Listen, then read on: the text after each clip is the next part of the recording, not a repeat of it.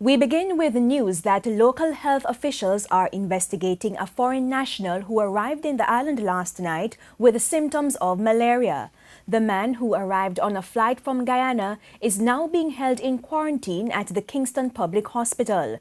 TVJ News spoke with Health Minister Dr. Christopher Tufton. So I'm confirming that a gentleman came in from Guyana on a flight, was initially picked up through screening at the airport and confirmed to be infected by malaria, and has subsequently been quarantined, and arrangements are being made to return him to his country.